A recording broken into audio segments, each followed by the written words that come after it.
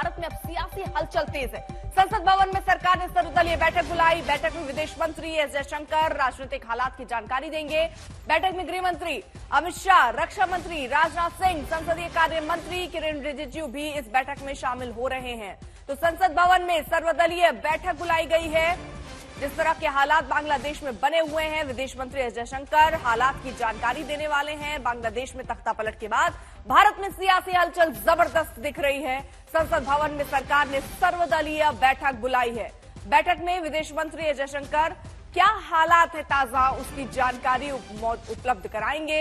वहीं इसमें गृह मंत्री अमित शाह भी होंगे, रक्षा मंत्री राजनाथ सिंह भी इस बैठक में होंगे, संसदीय कार्य मंत्री किरेन रिजिजू भी इस बैठक में शामिल होने वाले हैं। हिमांशु मिश्रा हमारे साथ हमारे सहयोगी और जानकारी के साथ जुड़ चुके हैं। हिमांशु, किन किन मुद्दों पर चर्चा? देखिए, जो बांग्लादेश के राजनीतिक हालात बदले हैं उसको लेकर विदेश मंत्री एस जयशंकर सभी राजनीतिक पार्टियों के जो संसदीय दल के नेता हैं, फ्लोर लीडर्स हैं, उनके साथ मुलाकात कर रहे हैं। गृह मंत्री अमित शाह, जेपी नड्डा, रक्षा मंत्री राजनाथ सिंह, तमाम नेता वहां पर सरकार की तरफ से हैं। एस जयशंकर ब्रीफ करेंगे कि वहां क्या हालात है और भारत किस तरीके से वेट एंड वॉच की स्थिति में है और भारत आगे क्या रणनीति बना सकता है। इन तमाम इश्यूज पर जो है पूरे विपक्ष को साथ लेकर सरकार आगे बढ़ना चाहती है। सरकार चाहती है कि विपक्ष को जानकारी दी जाए कि सरकार के आगे की क्या रणनीति रहने वाली है, क्योंकि कल सीसीएस यानी कि कैबिनेट कमेटी ऑन सिक्योरिटी की बैठक हुई थी। उसमें तमाम मुद्दों पर चर्चा हुई, क्योंकि शेख हसीना इस वक्त जो है हिंडन एयरपोर्ट पर है, वहां पर है। कल देर शाम वो वहां पहुंची थी। उसके बाद एनएसए अजीत डोभाल ने वहां जाकर मुलाकात की। फिर security cabinet committee on security की बैठक हुई, जिसमें तमाम हालातों को लेकर चर्चा हुई। एनएसए ने ब्रीफ किया कि शेख हसीना से उनकी बातचीत जो हुई है उसके बारे में उन्होंने ब्रीफ किया। विदेश मंत्री एस जयशंकर ने ब्रीफ किया वहां के हालात क्या है, उनकी ग्राउंड रियलिटीज क्या है और राजनीतिक तौर पर किस तरीके से जो है बांग्लादेश में अभी आगे की रणनीति पर काम किया जा सकता है। तमाम इश्यूज को लेकर ब्रीफिंग हुई और अब वो उस ब्रीफिंग के बाद सभी विपक्षी दलों के जो संसदीय दल के नेता हैं उनके साथ बैठक हो रही है, जिससे सरकार ये संदेश देना चाहती है बांग्लादेश को लेकर सरकार जो भी कदम उठाएगी उसमें विपक्ष को जो है लूप में भी रखेगी और विपक्ष की जानकारी में भी रखेगी कि सरकार आगे किस तरीके से बढ़ रही है। अर्पिता।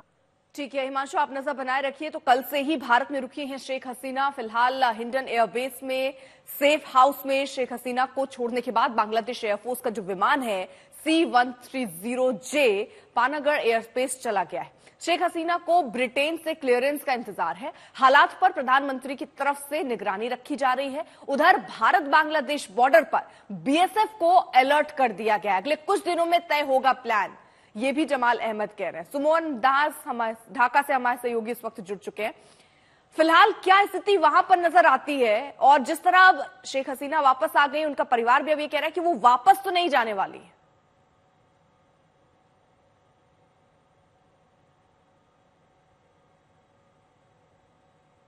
हेलो जी, आवाज पहुंच रही है? राधे राधे।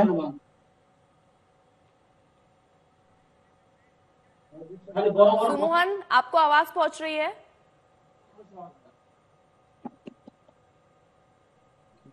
मीडिया तो शायद उन तक आवाज नहीं पहुंच रही, लेकिन गीता मोहन भी हमारे साथ हमारे सहयोगी इस वक्त जुड़ चुके हैं। गीता, एग्जिट प्लान क्या नजर आता है?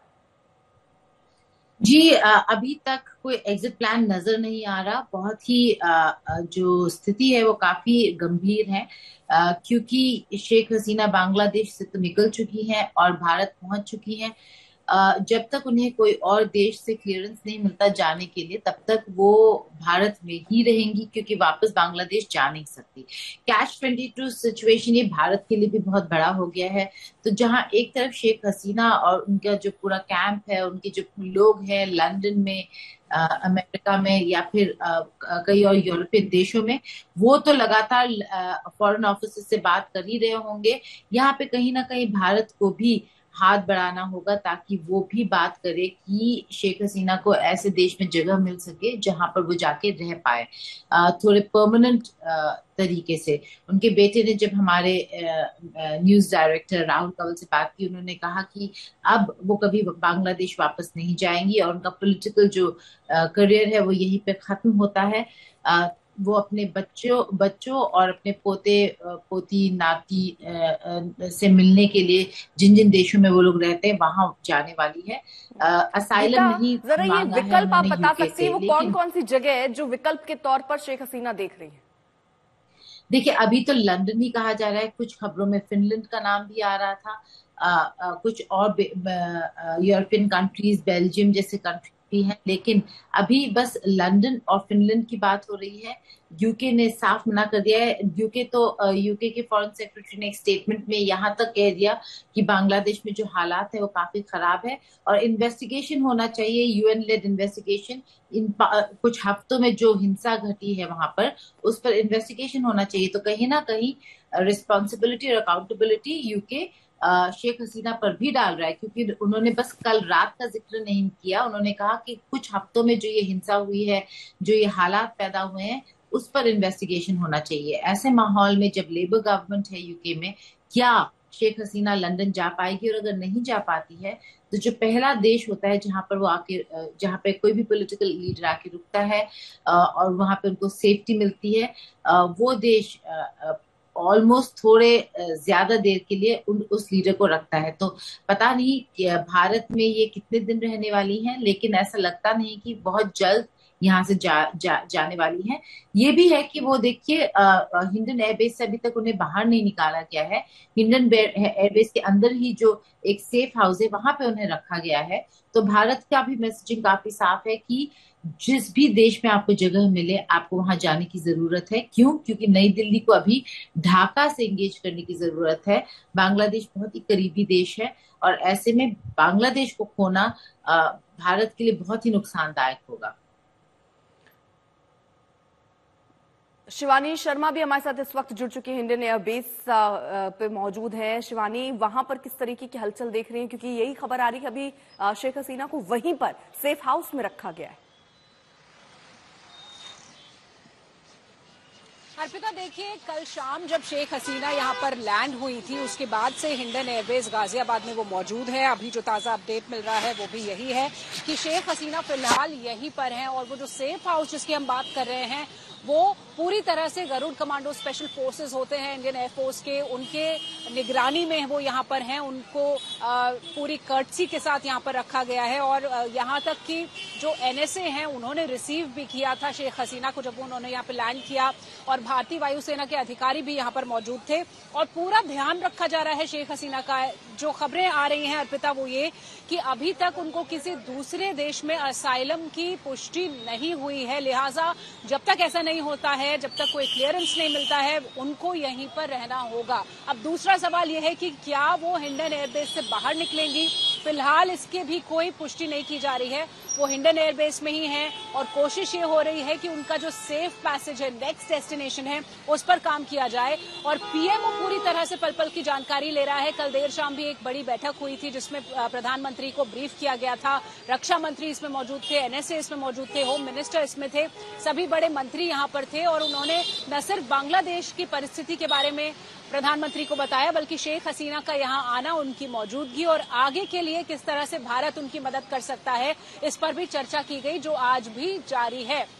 ऑल पार्टी मीटिंग हो रही है, आपको पता है अर्पिता, जहां पर पूरे विपक्षी दलों को और सभी पार्टियों को इस बारे में ब्रीफ किया जा रहा है कि फिलहाल बांग्लादेश पर भारत का क्या स्टैंड है, शेख हसीना को लेकर भारत का क्या स्टैंड है। हालांकि थोड़ा चुनौतीपूर्ण जरूर है यहाँ पर शेख हसीना का होना और ये भी बताया गया था कि बहुत लंबे अरसे तक शायद वो भारत में नहीं रह सकती हैं क्योंकि बांग्लादेश में एंटी इंडिया सेंटिमेंट बन सकता है और इस वजह से भारत को भी अपना पक्ष तय करना होगा। तो बहुत ही डेवलपिंग इशू है, फ्लूइड इशू है, लेकिन हिंडन एयरबेस में अब भी शेख हसीना मौजूद हैं। जो हमारे सूत्र हैं वो यही जानकारी दे रहे हैं। बिल्कुल। और गीता, जैसे शिवानी कह रही है कि अब ज्यादा दिन शेख हसीना इंडिया में नहीं रह सकती क्योंकि ये इंडिया के लिए, भारत के लिए भी खासतौर पर सही नहीं होगा, लेकिन भारत का ये फैसला शेख हसीना को यहाँ पर स्टे देना, अब कितने दिन स्टे करते हैं वो सब बहुत सारी चीजों पर निर्भर करेगा क्योंकि बांग्लादेश के हालात जो हैं वो वैसे भी भारत के लिए चुनौती अब बनते हुए दिख रहे हैं। वैसे में शेख हसीना को यहाँ पर पनाह देना, ज्यादा दिन देना वो और खतरनाक हो सकता है।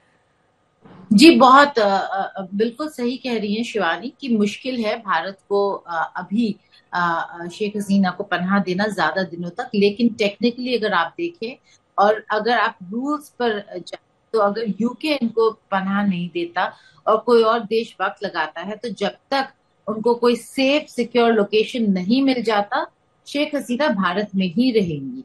उनको वापस बांग्लादेश नहीं भेज सकते हैं, वो नामुमकिन है। तो जब तक उन्हें कोई और देश जगह नहीं दे देता, क्लियरेंस नहीं दे देता, तब तक वो यहीं पर रहेंगी। क्या वो हिंडन एयरबेस के सेफ हाउस में ही रहेंगी या उनको बाहर निकाल के किसी होटल में ले जाया जाएगा, किसी सेफ हाउस में ले जाया जाएगा, ये हमें नहीं पता। ये टेक्निकलिटीज हैं जिस पर बातचीत तब होगी जब ऐसा लगेगा कि और कोई विकल्प और कोई रास्ता नजर नहीं आ रहा। शेख हसीना खुद भी और उनके जो लीडर्स हैं वो भी लगातार अलग अलग देशों से बात कर रहे होंगे, लेकिन यहाँ पर शायद भारत को भी एक कदम रखना होगा आगे, कि वो भी फॉरेन ऑफिसर से बात करे और कोशिश करे कि शेख हसीना को क्लियरेंस मिले किसी ऐसी जगह जाने का जहां पर वो कंफर्टेबली और सेफली रह पाए। देखिए, यूके में माहौल वैसे ही बहुत खराब है, बदला हुआ है। इमिग्रेंट्स को लेकर, मुस्लिम्स को लेकर बहुत राइट्स हो रहे हैं अभी यूके में। जब हाल फिलहाल में 3 लड़कियों को चाकू मारकर उनकी मौत हो गई थी और फिर ब्लेम किया गया था कि कोई मुस्लिम इमिग्रेंट था, तब से अब तक आप देख रहे हैं कि कई सारी जगहों पर ब्रिटेन में राइट्स वाले सिचुएशन हो रखे हैं। ऐसे में वहां पर शेख हसीना को इनवाइट करना शायद यूके के लिए काफी बिल्कुल, और ये बहुत बड़ा अभी चैलेंज भी है, क्योंकि कहाँ जा पाती है, कहाँ क्लियरेंस मिलता है, ये भी देखना होगा।